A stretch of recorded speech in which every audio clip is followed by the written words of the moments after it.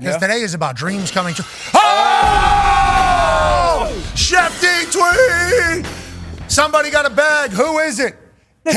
Kenneth Walker going to the Kansas City Chiefs. He obviously was going to be moving on. The Chiefs have had a need in the backfield. Questions about whether they'd be getting Jeremiah Love at the number 9 slot. So Kenneth Walker will be going to the Kansas City Chiefs, solidifying their backfield. Okay, I love that, Schefter. Way to go. Hey, thank you, Chef. Put one on the board. Now he's back at it, by the way. Now he's back at it. Okay, so Kenneth Walker signs with the Kansas City Chiefs, obviously. Yeah.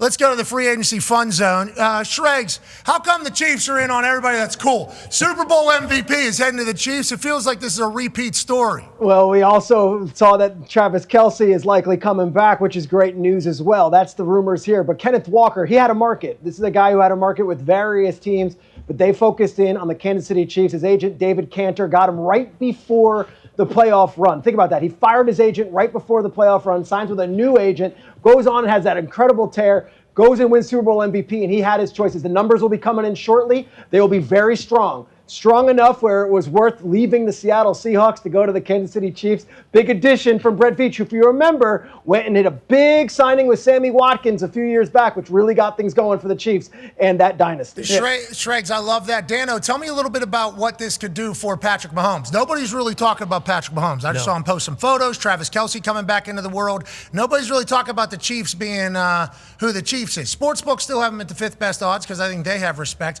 But when you talk about general football convo in the AFC, they're not really talking about. Does this change that, you think? Is this an Andy Reid weapon that could change everything for him, Dano? 100%. The slide of the Chiefs offense over the last 2 or 3 years is directly correlated to them not being able to run the football really at all. Last year, they were the only team in the NFL to not have a back average more than 4 yards per carry.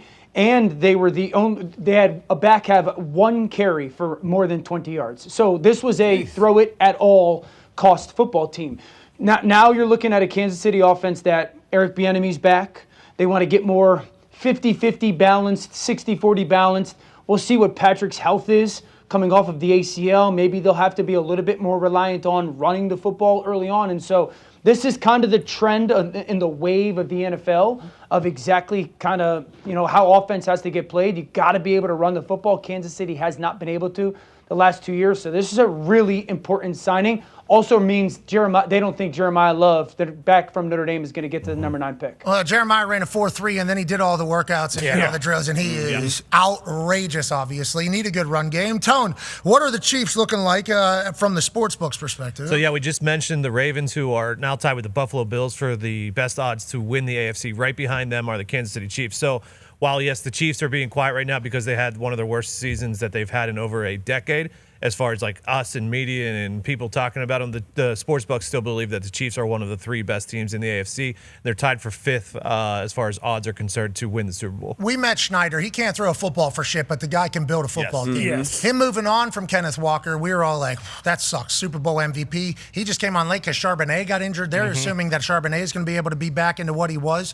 But we watched Kenneth Walker at Michigan State. Feels like every time Kenneth Walker gets the ball, he's doing something with it, like legitimately. Since I've known of his existence, every time I've seen him have a football, he's been doing something with it. So for him to win a Super Bowl MVP and then be up, good for him. But Schneider had to make a tough decision, kind of letting him go, and Andy Reid and Veach were just waiting for it, I guess. Well, and just talk about a culture guy. Like, you're getting somebody who goes in and knows what it takes to win a Super Bowl. And when you talk about just his numbers in general because of the Charbonnet thing, there's a good 6-week run where a running joke on the internet was how Kenneth Walker would get every single yard down to the goal line, and then Charbonnet would basically take it home. So for the Chiefs to get him, that's massive. And now, we mentioned Jeremiah Love. They have the 9th pick. They can get one of the top O-linemen. The O-line has been a big question for them over the past few years, especially after trading Joe Thuney to the Bears. So them being able to then focus on that during the draft is even bigger for that team. The draft should be bananas. We cannot wait to be in Pittsburgh, Pennsylvania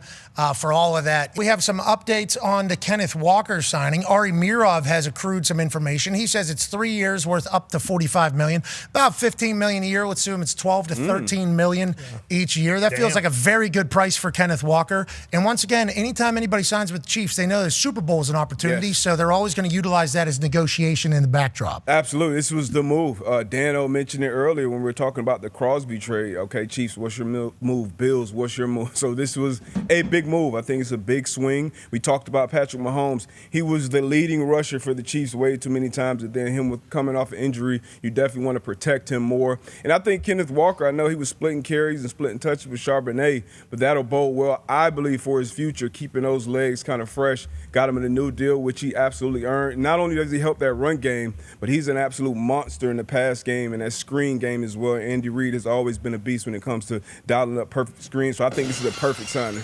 A new deal has been done. Chiefs cornerback.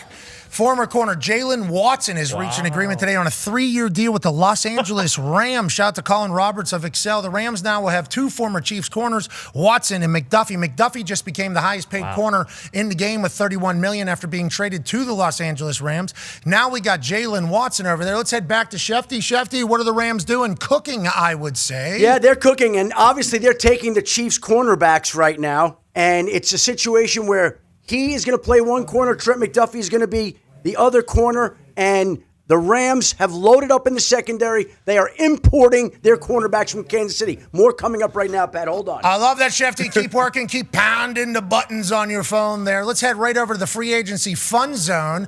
You know, Shregs, we know you're tight with the Rams. They're Super Bowl favorites, and they're in the middle of cooking right now. What do you know? Corner was their biggest priority. They get Trent McDuffie. They get Jaylen Watson. Great signings for them. But I'm also going to go back to the Kenneth Walker because I think the 15 or the 45 over 3 years might be a little misleading. The key to the Kenneth Walker deal, $28.7 million fully guaranteed on a 3-year deal. Baby Kenneth. So that's where the money really is. It's the guaranteed money. That's what the agents worked on. They said, okay, the overall is fine, whatever. But the guaranteed money for Kenneth Walker. He had options.